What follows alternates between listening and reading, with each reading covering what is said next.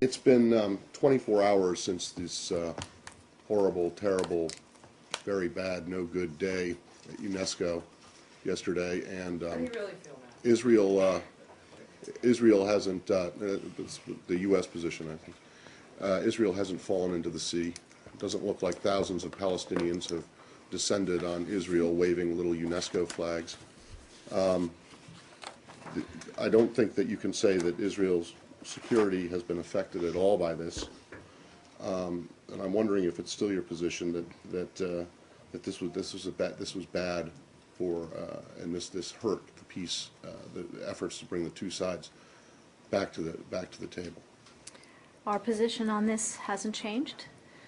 We think that this was the wrong move at the wrong time, and we've made that view clear. We made it clear yesterday, and our view hasn't changed overnight. We have made absolutely clear to the Palestinians, we're making clear to our partners around the world that we oppose continuing this effort in other UN organizations, and we are prepared to maintain our same position if this comes up in other places. What exactly have you told the Palestinians that you're going to do if they continue to do this? There doesn't seem, you're opposed to it, and yet you're still fighting for them to get funding from Congress. While you have warned the Palestinians about the mood on the Hill, you have also taken the unprecedented step of asking Israeli officials, including the Prime Minister, to call members of Congress and tell them to continue to support funding for the Palestinians. So I don't understand how the administration, on one hand, is punishing UNESCO for this, and yet you're not doing anything to the very people that made this a problem in the first place.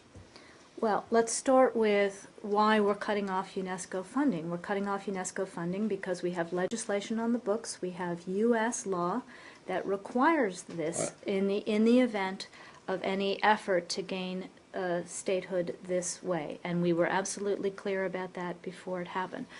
At the same time, we believe that the security support that the United States provides to the Palestinian Authority supports peace and increasing strength of local authorities to provide for the security of their own people, and that's very important. And it's particularly important at a time where moves like the move in UNESCO could lead to increased tension. So we need security forces to be strong and alert and well-funded. The Palestinians do not take themselves any closer to a state in secure borders living next to their neighbor in peace by these moves. And the risk is that the environment for the conversations and the negotiations that have to take place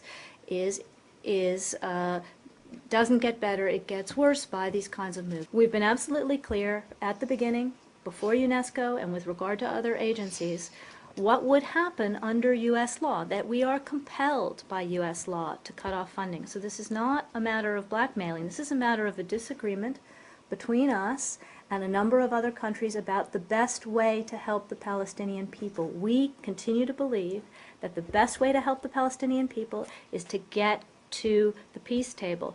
None of these things change quality of life for one Palestinian. If you care about the Palestinian people, the best way forward is to get to the negotiating table and get them a state. The tension is coming just because the Israelis are angry. They don't like this, correct?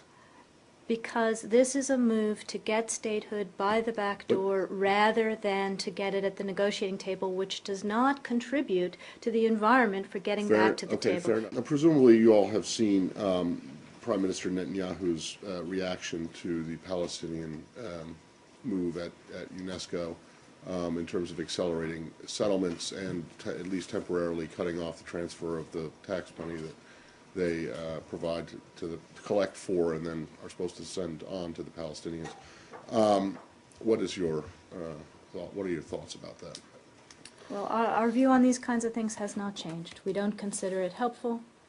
We don't consider that it contributes to the environment that we need to move forward. But more generally, I think it's probably a good moment to step back a little bit, because we've had the UNESCO move, we've had these moves on the Israeli side.